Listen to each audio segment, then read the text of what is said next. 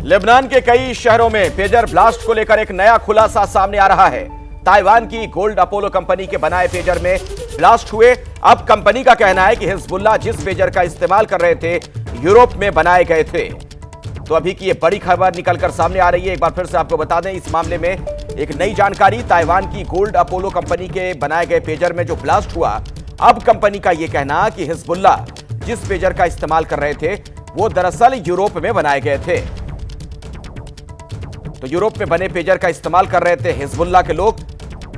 Lebanon blast में pager company gold Apollo का यह बयान सामने आया है कि यूरोप में हुआ था पेजर का प्रोडक्शन, वहां पर ये पेजर बनाए गए थे। तो आप देख रहे हैं जब धमाका हुआ था उस दौरान की तस्वीरें भी हम आपको दिखा रहे हैं। अलग अलग पेजर में जब ब्लास्ट हुआ तो किस तरीके के हालात बन गए थे। बिल्कुल एक अलग तरीके का मोडस ऑपरेंडी माना जा रहा है जिस तरीके से ये धमाका किया गया कई जगहों पर। सबसे बड़ा सीरियल अटैक माना जा रहा है। लेबनान के कई शहरों में विस्फोट हुआ, उसकी तस्वीरें भी आपके सामने हैं। पूरी दुनिया इस घटना से कई लिहाज से हतप्रभ, क्योंकि तकनीक का देखिए कैसे इस्तेमाल किया जा रहा है। अब ऐसा लग रहा है कि आने वाले दिनों में ये पूरी लड़ाई तकनीक के जरिए लड़ी जाएगी।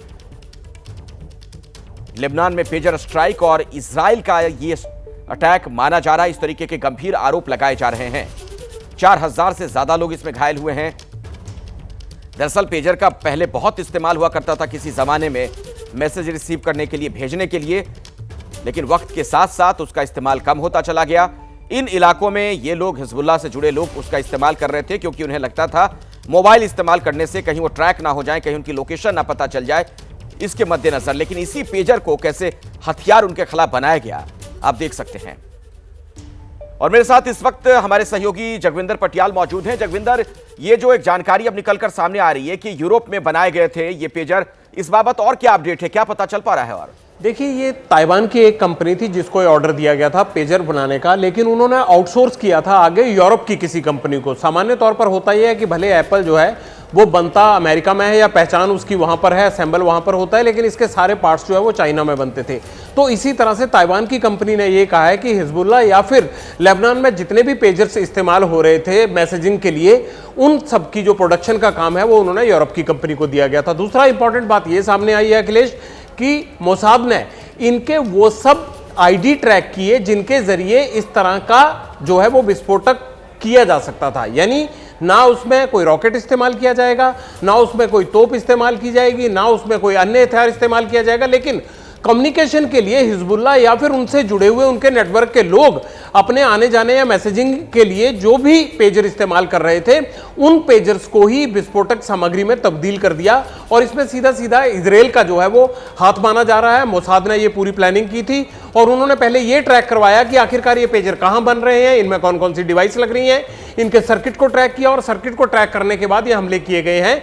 यानी अब जो लेबनान और इजराइल के बीच में युद्ध चल रहा है एक तरह से वो ओपन वॉर में तब्दील हो गया। और इसमें हिजबुल्लाह के पूरे नेटवर्क को खत्म करने के लिए, जिसको कि इजराइल ये मानता है कि ईरान की सपोर्ट है, उसको खत्म करने के लिए हर तरह से इजराइल तकनीक का इस्तेमाल कर रहा है। बिल्कुल, और टेक्नोलॉजी का ऐसा इस्तेमाल, पूरी दुनिया इसे हतप्रभ है। मीडिया रिपोर्ट के हवाले से पेजर ब्लास्ट में एक और खुलासा किया गया। खुलासा यह हुआ कि इजराइल की खुफिया एजेंसी ने PETN के जरिए धमाके कराए। पेजर की बैटरी को ज्यादा गर्म कर दिया गया जिससे धमाके हुए हैं। इस रिपोर्ट में यह भी दावा किया गया कि हिजबुल्लाह को पेजर की डिलीवरी से पहले मोसाद ने उन्हें कब्जा कर लिया था।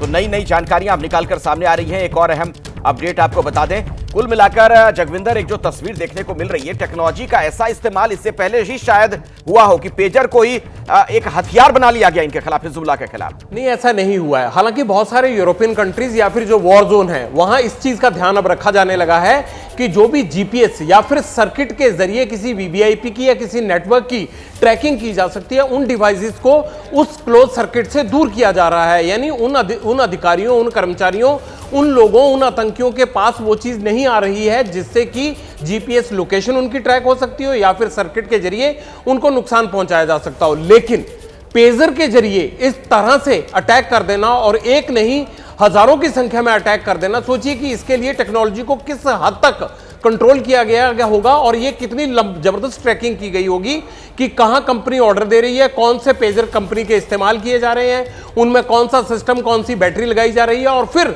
उसे टेक्नोलॉजी की मदद से किस तरह से ब्लास्ट करना है। ये अपने आप में इजराइल ने बहुत सारे काम ऐसे किए हैं जो शायद पहले कहीं भी देश या दुनिया के कोने में नहीं हुए हैं, लेकिन यह भी विस्फोटक की जो एक घटना कल रात को अंजाम दी गई, हजारों की संख्या में अंजाम दी गई, गली मोहल्ले चौराहे बाजार जहां पर भी हिजबुल्लाह का नेटवर्क था वहां सबकी जेब में रखे पेजर में धमाका हुआ। तो उन्होंने यह बात साबित कर दी है लेबनान और हिजबुल्लाह को कि आपकी जेब तक हम पहुंच चुके हैं और आप कोई भी सिस्टम ट्रैक कीजिए, मैसेजिंग या फिर अपने मैसेज आदान प्रदान करने के लिए या फिर मोबाइल का कोई विकल्प देखेंगे आप, तो हम उस पर भी ट्रैक करके उस पर भी नजर रखे हुए हैं। जगविंदर, आप खुद भी कई युद्धग्रस्त क्षेत्रों में गए हैं, वहां से आपने रिपोर्टिंग की है, इजराइल भी आप गए थे, उस दरमियान भी आपसे बातचीत हो रही थी जब ग्राउंड जीरो से रिपोर्ट कर रहे थे।